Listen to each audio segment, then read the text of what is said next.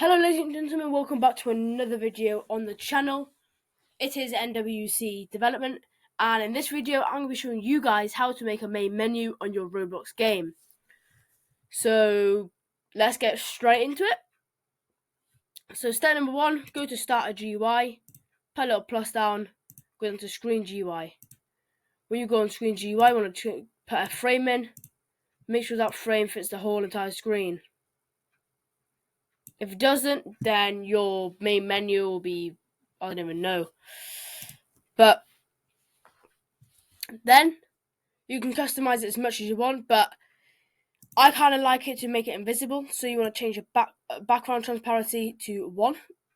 That means it'll be completely invisible. And then you want to rename this into, I don't know, what do you want to call it? Mainframe. You'll call it mainframe. Then you want to click up the plus. You want to do a text button. So these buttons will be your play and credits or rules or whatever button you are doing. I'm going to be doing rules for this tutorial. Well, and for my game. So now I have clicked rules. Now I've made buttons. You want to rename the top one to play. And rename the second one.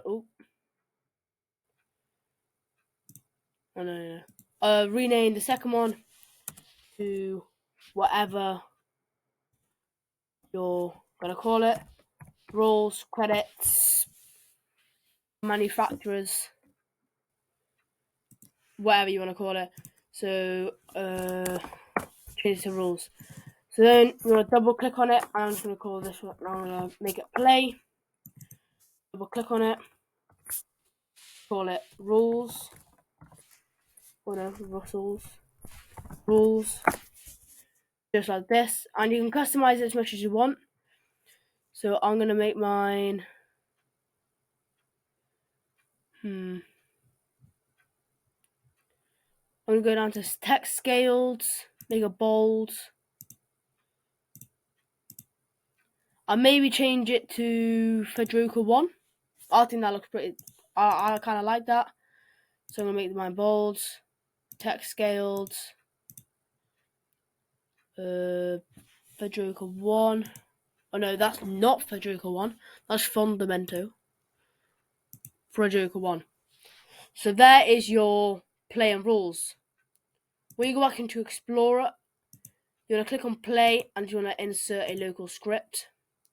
You want to delete everything. Oh god. You want to delete everything from the local script and just close it down. Same with the rules. Make a local script. Close it down. Delete everything, close it down. So that is your main frame, and this is how it should look like at the end. Then you want to go back onto Screen GUI, make a new frame, and this is going to be the frame of when you click the rules button. So this GUI will only pop up when you click the rules button, or your credits button, or whatever you decide to name this. Oh, I don't know why it keeps doing that. It's very annoying.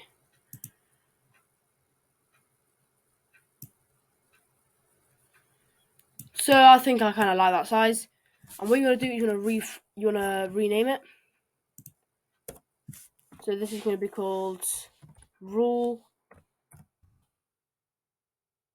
frame. You can call it whatever you like. And then with that rule frame, you're going to add a text button. And this is you can change it to anything you want. But I'm just going to name it rules, go down to properties, and customize it. I think I might put a nice luckiest guy on there. And I might just keep it as that, honestly. Because I do kind of think that's quite nice.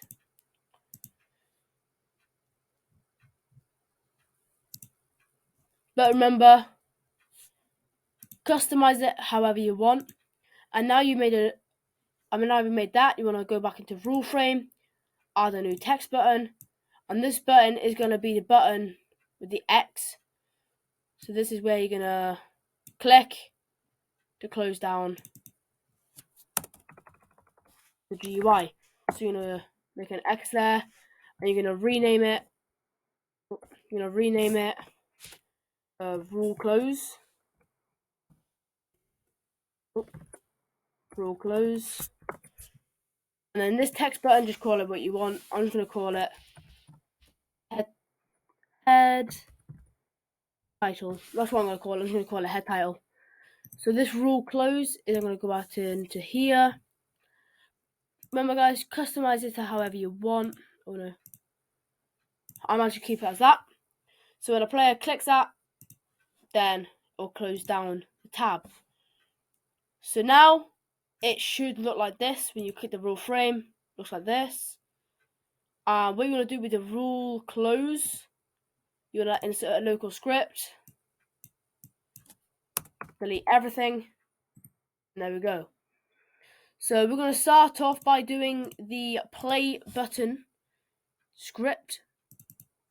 So you're gonna do a local script, and you're gonna go into the description of this video and copy that down. If you guys, as you can see while you're watching it, wait, game.Lighting.Blur. If you guys want to put a blur into your game, then you can do that. If you can't find it on there, blur. And if you go into here, it'll blur your background. But if you don't want to blur in, just make sure to delete on line 7 the whole thing, and then that'll be okay. Otherwise, it won't work. So now you've done this, we should test it out. But before we test it out, one thing I forgot to say is when you go into rule frame, make sure to go to properties, scroll down, and make that visible off, so you can't see it. So let's test out this play button.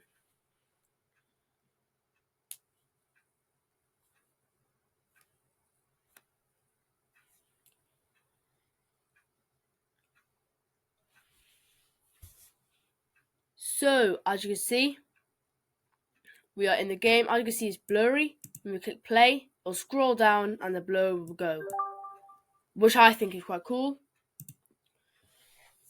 So now we know the play button works. We can go on to rules. So you can just do that, close that down, local script, and then you want to go down to the description or the comments of this video. I'm not too sure what I'm going to call it yet. It might just be called script 2.